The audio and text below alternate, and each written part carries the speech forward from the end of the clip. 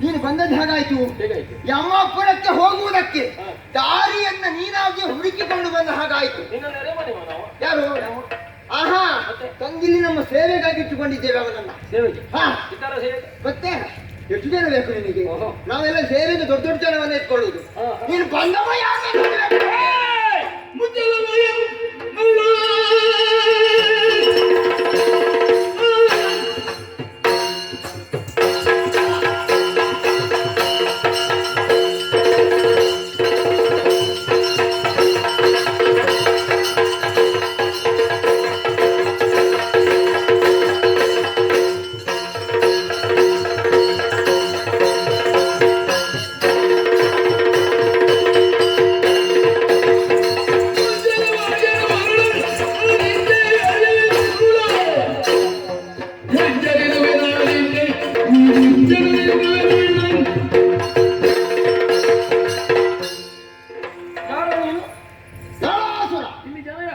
ಮಂತ್ರಿ ನಾನು.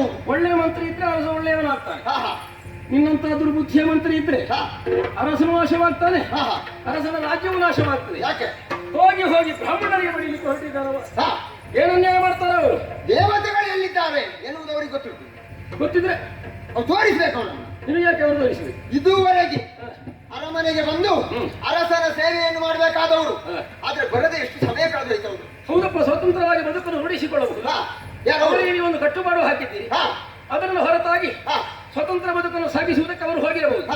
ಈಗ ನೀವೇ ಕಟ್ಟಿ ಹಾಕಿದವರನ್ನು. ನಾವು ಪರಾಕ್ರಮದ ಮೂಲಕ ಅವರನ್ನು ಗೆದ್ದವರಿದ್ದೇವೆ. ಅವರಿಗೆ ಬರಲೇಬೇಕೆಂಬ ನಿರ್ಧಾರ ನಿಮಗೆ ಹಾಕಿ. ನಿರ್ಧಾರ ನಾವೇ ಮಾಡಿರುವುದು. ನಿಮಗೂ ಇದು ಸ್ವಾರ್ಥ. ನಿಮ್ಮ ಪೀಠಕ್ಕೆ ಧಕ್ಕೆ ಆಗ್ತದೆ. ಎಲ್ಲಿ ಸ್ವತಂತ್ರವಾಗಿ ಏನನ್ನಾದರೂ ರೂಪಿಸಿಕೊಳ್ತಾರೆ, ಹಾಗಾಗದೇ ಇರಬೇಕೆಂದಾದ್ರೆ ನಮ್ಮ ಮನೆ ಅಂಗಣದಲ್ಲಿ ಒಂದು ಕುಳಿತರೆ ಅವರನ್ನು ಕಟ್ಟುವಾಡಿಗೆ ಒಳಗಾದ ಹಾಗಾಗ್ತದೆ. ನಮ್ಮ ಸ್ಥಾನ ವ್ಯವಹರಣೆಗೆ ಅವಕಾಶ ಇರುವುದಿಲ್ಲ. ನಮ್ಮ ಸ್ಥಾನಕ್ಕೆ ಬರ್ತದೆ ಅಂತ ಆದ್ರೆ ನಾವು ಸ್ವಲ್ಪ ದೂರ ಆಲೋಚನೆಯನ್ನೇ ಮಾಡ್ಬೇಕು. ಅಲ್ಲೊಂದು ದುರಾಲೋಚನೆ. ನಿಮಗೆ ಯಮ ನೆರೆಮನೆಯವನ ಹಾಗೆ ಕಾಣ್ತದೆ. ಯಮನ ಬುರಿಗಟ್ಟದೇನೆ ನಿಮ್ಮ ಸಮೀಪದವನಾಗುತ್ತಾನೆ ಎನ್ನುವುದರ ತಿಳುವಳಿಕೆ ನಿನಗೆ ಬೇಕಿತ್ತು. ಈ ಬ್ರಾಹ್ಮಣವನ್ನು ಬಿಡಿಸುವುದಕ್ಕೆ ಕೂಡಿದಂತಹ ನಾನು ನಿನಗೊಂದೆರಡು ಹೊಡೆಯುವುದಕ್ಕೆ ಕೂಡದವನು ಅಂತ ಭಾವಿಸಿದ್ದೀಯ.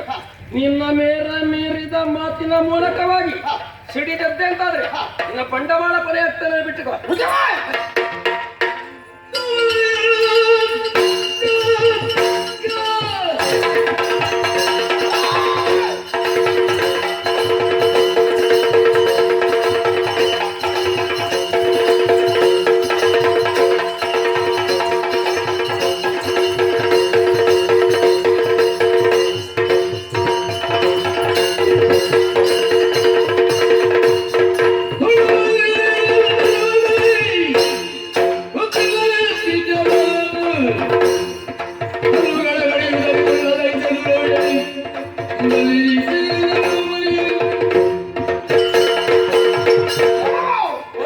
ನಮ್ಮ ಯೋಗ್ಯತೆ ಏನು ಎನ್ನುವುದನ್ನು ನೀನು ಇನ್ನೂ ಅರ್ಥ ಮಾಡಿಕೊಳ್ಳಿಲ್ಲ.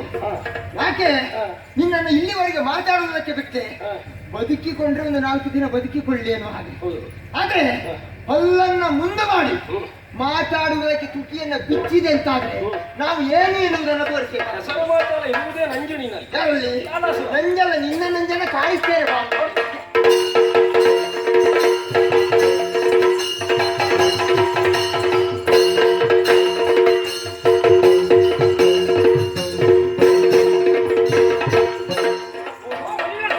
ಮುನಿಗಳೇ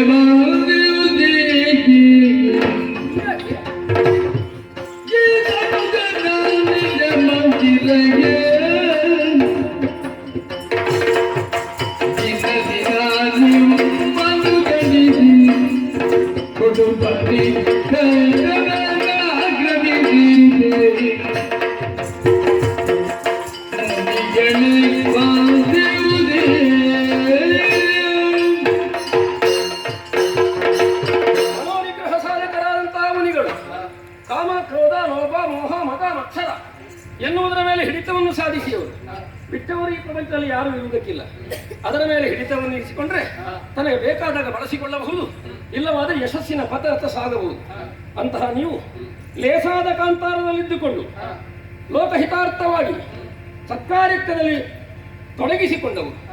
ಅಂಥವರು ನಿಮ್ಮ ನಿಜ ಮನೆಯನ್ನು ಬಿಟ್ಟಿದ್ದೀರಿ, ಧನುಜನ ನಿಜ ಮಂದಿರಕ್ಕೆ ಬಂದಿದ್ದೀರಿ. ಮುನಿಗಳು ಬಂದಿರುವುದೇನು?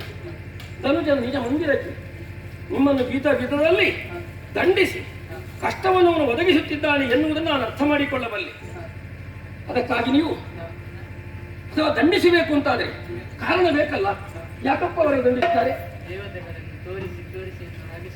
ಹಾಗಾದ್ರೆ ಅವ ಹೇಳಿದ ಮಾತು ಸತ್ಯ.